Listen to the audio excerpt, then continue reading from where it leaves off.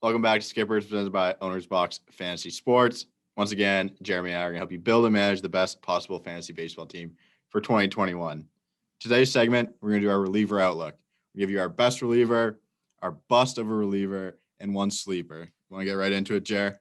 Yeah, excited. I mean, relievers, so crucial in fantasy. They kind of get forgotten, but I mean, good relievers can win you a league, right? Saves is a category, ERA, strikeouts, and then in some leagues, even it goes even farther. So excited to get into it. I'm going to break down my favorite reliever. Obviously, we talked about Josh Hader is kind of an outlier.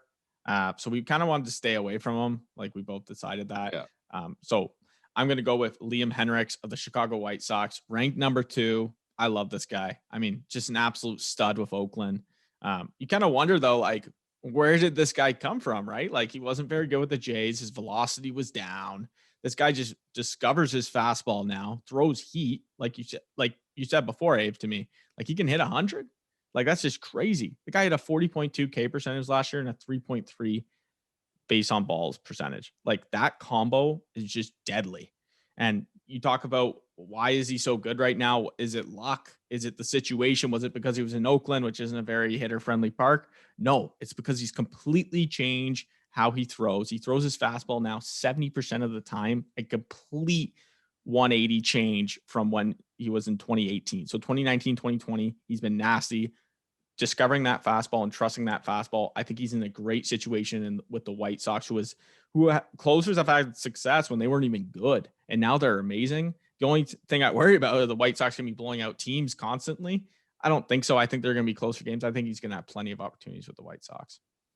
Like you said, he was a Blue Jay, so we saw him before, but he was a starter back then. I mean, obviously this stuff plays a little differently now. And closers are crazy, man. You see them throw one or two pitches like a majority of the time, and people still can't hit them. So it's just playing with that velocity. It helps everyone, and it's helping Hendriks a ton. Yeah. So I'm going to go my best. Obviously, there's 3 elite arms at the top. Yeah. Hader, Hendriks, Aroldis Chapman. So I kind of went away from that. And I think my best reliever this year is going to be Edwin Diaz of the New York Mets. 2018 year in Seattle, one of the most impressive in recent memory for a reliever. 2019, horrible with the New York Mets. Makes all that money too. 2020, nice little bounce back year for him. In the early reports out of camp this year, we've seen his good spring training stats, but he has some of the most electric stuff they've seen since he's been in New York. So it's a really exciting time for Edwin Diaz fans, and not so much fun time for those Edwin Diaz haters in New York. Look at some of his stats from last year. He upped his strikeout rate to a career best 45.5%. He was among the league leaders in pretty much every expected category. So, I mean, if he cuts his walk rate down a little bit this year, I can easily see Edwin Diaz back to 45 plus saves. The Mets are going to be better. His stuff plays at that high velocity. I mean, it's electric stuff. I'm all in on Edwin Diaz this year. Yeah, I think you get good value at that number 4. I mean, this guy, like you said, like he's everything you want in a closer for stuff. Obviously, the walk percentage is the only issue. But he's in a great situation there with the Mets. They're looking better this year. They add Lindor. The defense is better. He should have ample opportunities, and they've shown that like they don't really have a short leash on this guy. They're paying him so much money that like even if he's bad, he's their closer. He's their guy. He's gonna be their guy for the entire season. And they did bring in Trevor May. They kind of they have decent arms in that bullpen, so they'll kind of get after him a little bit, light a fire under his ass. Hopefully, I don't think he's gonna have a great year. You want to do your sleeper or your bust right now? I'll go to my bust here. I'm going to the Twins and going Alex Colome. Recently signed, coming from the White Sox. This is the guy who everyone thinks he's now what he was with the Rays when he had 47 saves. And I don't even think he's the guy with the Minnesota Twins. He has 2 pitches that he throws, a fastball and a cutter. It's around the same miles per hour, which makes it dangerous. That's why he's been successful. But this is the guy who didn't have a good 2019. He wasn't good. And now he's coming in. He hasn't looked good in spring training. Why would the Twins go away from Rogers and just put this guy in? Like, you're going to be our guy. We signed you. New guy. Hasn't looked great in spring. There's just no point. He's not going to be the closer. He's ranked number 11th right now, way ahead of Rogers. I just think that he could be a bust. And I think that he will be a bust. I just don't think that he's going to be the closer. If he's not the closer, he's worth nothing. He's going to have good ratios, good strikeout guy. I keep guess the whip in down. some leagues he'll be worth something, like leagues of holds potentially, because he'll probably be the setup man. But I think that we're gonna see like potentially a 2019 Colome.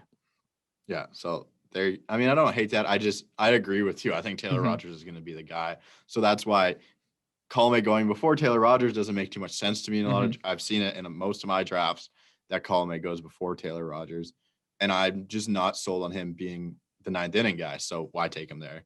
Yeah. So decent bust from you, Jared. We'll see how that one plays out. This one is going to make you angry 100%. My bust is Kirby Yates of the Toronto Blue Jays. He's an old man. No one knows Kirby Yates is this old. He's going to be 34 on opening day.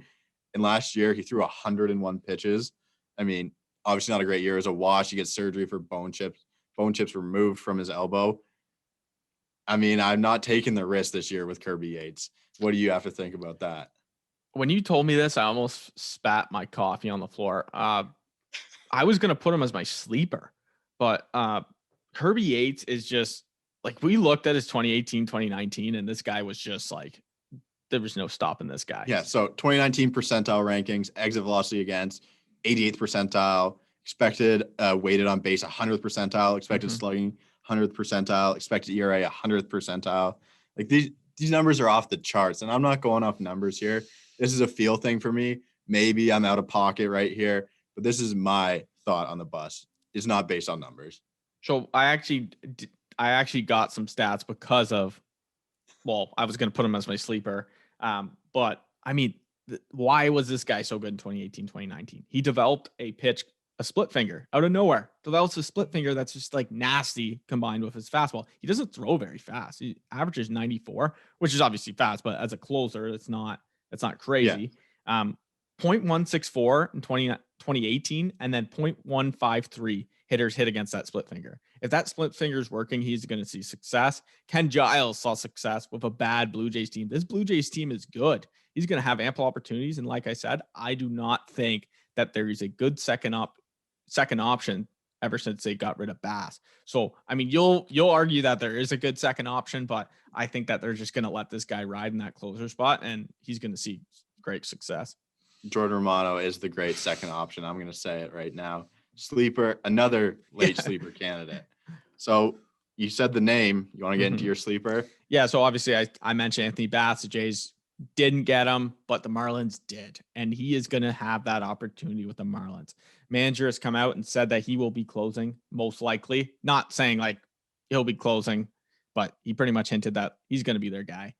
For this guy's ADP and rank, it's a no-brainer to pick him up last round. I mean, he's the 45th ranked reliever at a closer role. I would kind of was like, what? I'll wait for him. I'll get a good closer and I'll wait for him for last round because his ADP is 355. He's going undrafted in most leagues. He throws a sinker 54% of the time at 95 miles per hour. That is insane. Yeah, throwing a sinker 95 miles per hour. I watched this guy with the Jays. He looked good. He had a breakout year in 2020 where he looked really good. Expected ERA at 2.01. I think that he's in a great spot with the Marlins. The Marlins are always question marks, but they're deceiving. They have a decent team. They're not that bad. Okay. They made playoffs last year. I believe they've added a couple pieces that I really like. I mean, they have Marte. They traded for him, obviously, at the deadline. He's going to be with them for a full year, which helps them. But I think that for his ADP and rank, this guy's a no-brainer. I'll pick him up last round any draft I'm in. Yeah, I don't hate it at all. I think my only worry is the Marlins not being as good as last year. The NL East is so good. It's loaded. I just don't think there's going to be tons of saves to come his way. But I mean, if they come his way, he's going to convert them for sure. He's a great arm.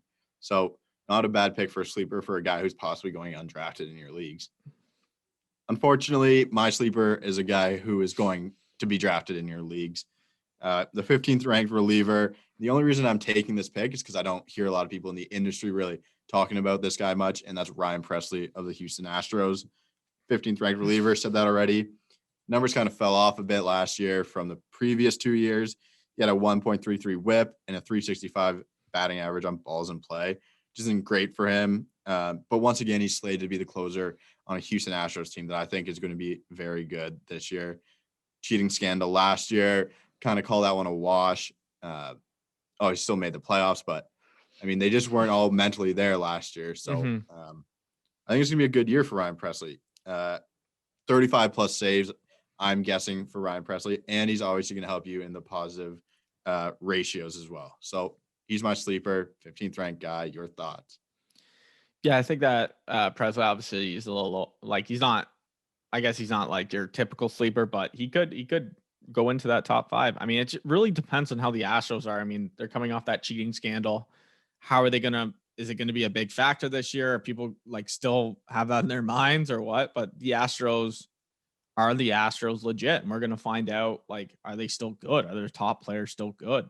Is a team? I mean, they had a big piece missing with Valdez. I know that doesn't really affect Presley, but it sort of does because Valdez is going to get them wins. He's going to you got to get them to the 9th inning. Yeah, you got to get them to the 9th inning. So that was a big loss, and I think that kind of hurts his value a little bit. But I do agree. I think he's kind of an undervalued closer that could go off and could have a great year. Well, there it is. Any more notes from you? Any honorable mentions? No, I don't really have any honorable mentions. I think that like I would personally, my strategy with closers is, get a top guy, but don't force it. Never force it. And then look for a second guy who's a sleeper that you can get really late. I usually wait a little bit for my closers as well. Guys who I know are going to get saves, but my honorable mention is Garrett Crochet of the Chicago White Sox. Obviously a gasoline factory in that bullpen now in Chicago. And I think that's going to be fun to watch. Love that. That's it Love for that. me. Anything more, Jarrett? No, all good. Drop a comment. Kirby Yates or not Kirby Yates. What do you think? Drop it. Yeah, let us know your best reliever, your sleeper, and your bust. Thanks for tuning in. We'll see you guys next time.